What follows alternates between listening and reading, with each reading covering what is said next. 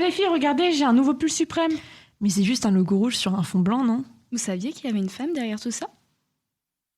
Mais parlez moins fort, soyez moins hystérique, calmez-vous. Tout le monde s'adresse au ministre en disant « Bonjour, monsieur le ministre » et à moi en disant tout simplement « Bonjour ». Les femmes ont moins de place qu'avant dans les programmes d'histoire. Je crois qu'il faut redonner aux hommes la place qu'ils ont dans la vie des femmes, c'est-à-dire pas la première place. Ça n'est quand même qu'une nana.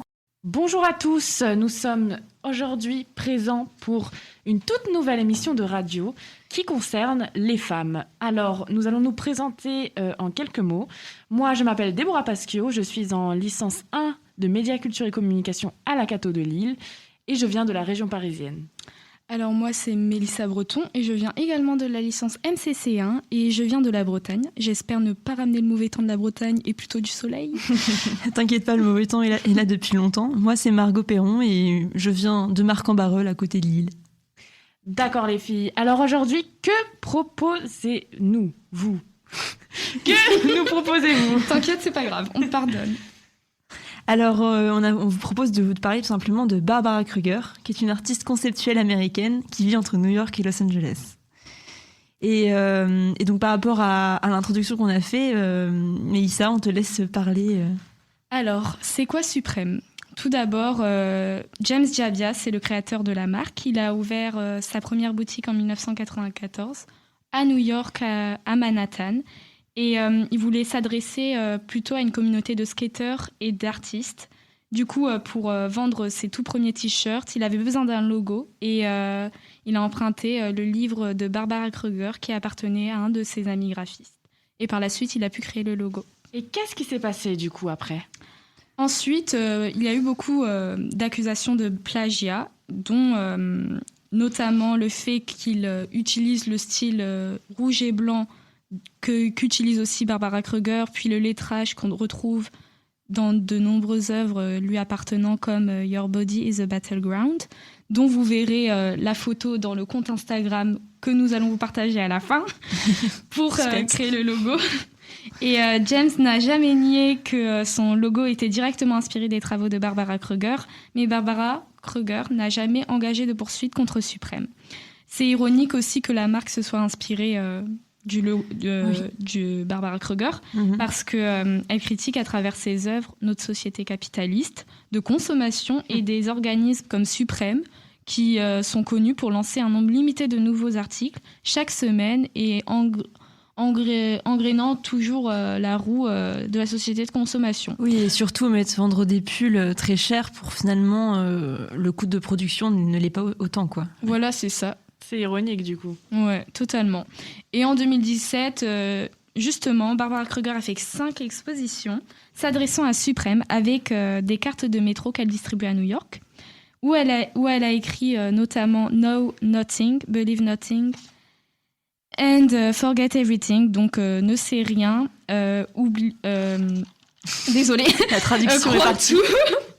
Crois en rien et oublie tout. Elle a aussi installé une boutique pop-up éphémère qui est intitulée The Drop, où elle livre une performance dans laquelle elle met en vente des t-shirts et des sweats avec des phrases accrocheuses. Petit coup d'œil à Suprême. C'est ça. Comme Want it, buy it, forget it. I want it, I got it. Voilà, vous avez la référence.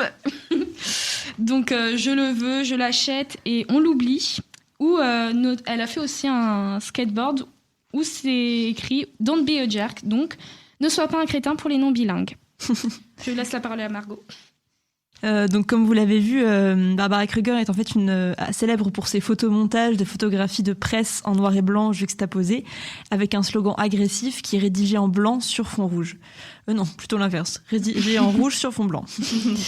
Et donc sa vie, qu'est-ce qu'elle a fait ? Où elle a étudié ? Elle a tout d'abord étudié à l'université de Syracuse dans l'État de New York et c'est là qu'elle va développer des intérêts pour les arts visuels, le design graphique, la poésie et l'écriture. Donc comme vous le voyez, elle est vraiment touche à tout.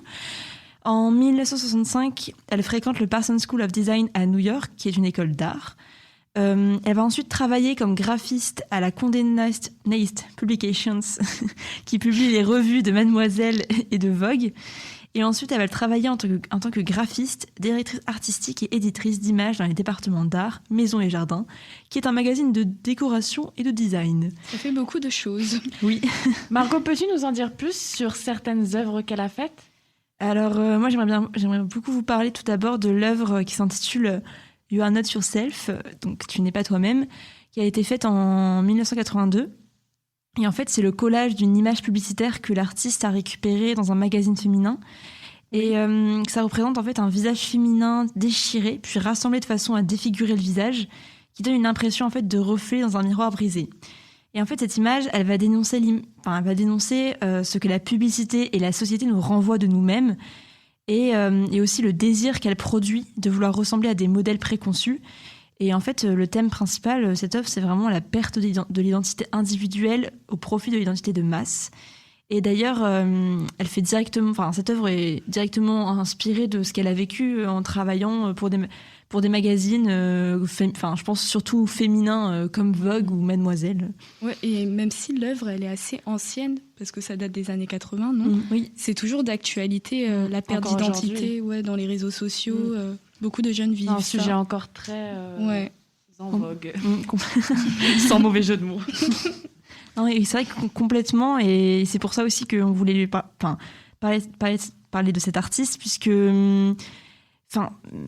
tout le monde connaît Suprême, et pourtant, ce n'est pas une artiste qui vient de c'est pas le premier nom qui nous vient en tête quand on pense à Suprême, quoi. Et elle est toujours actuelle. Enfin là, je ne vous ai pas encore raconté, mais c'est vrai qu'elle enseigne encore.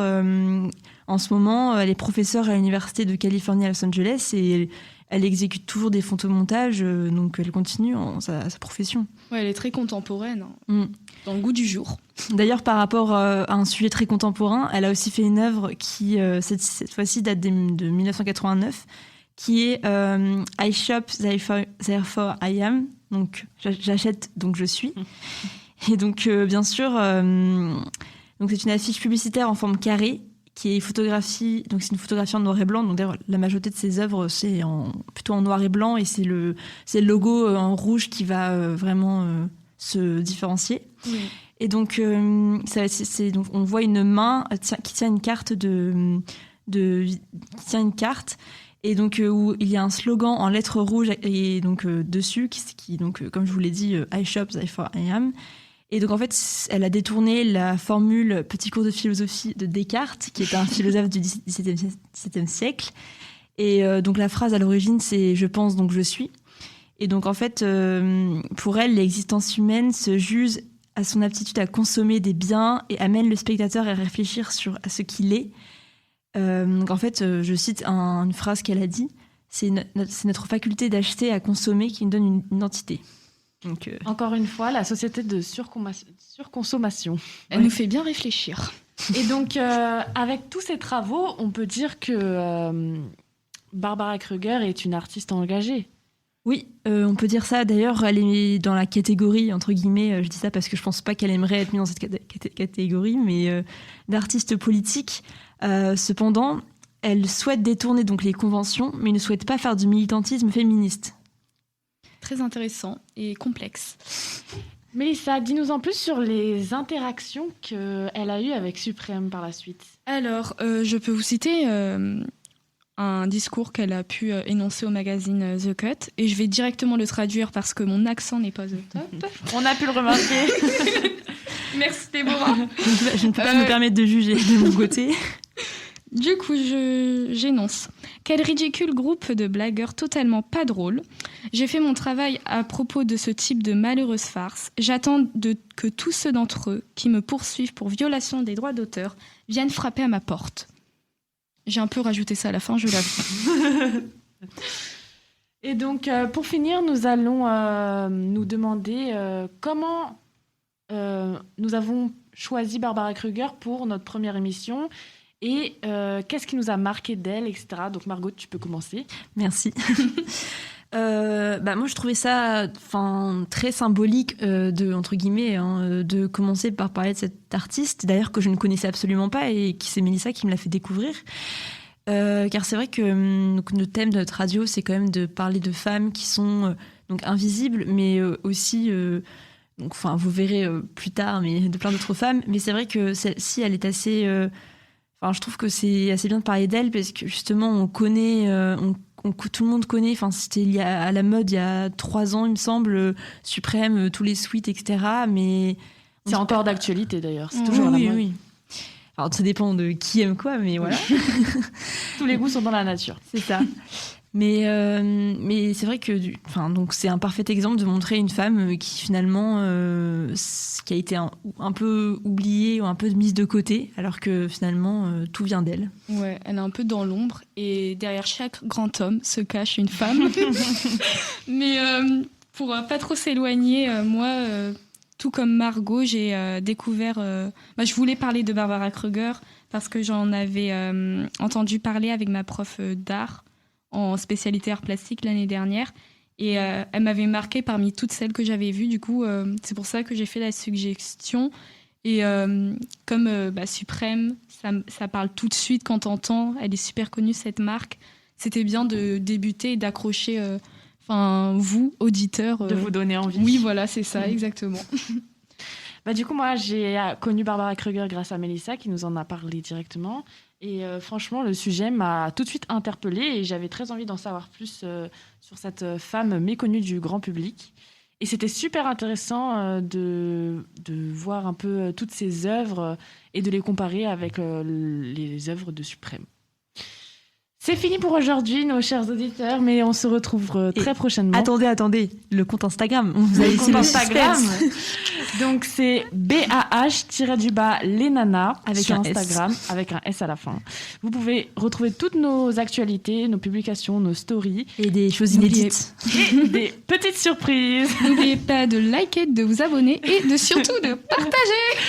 Et on se retrouve très prochainement pour une nouvelle émission. Au revoir. Au revoir.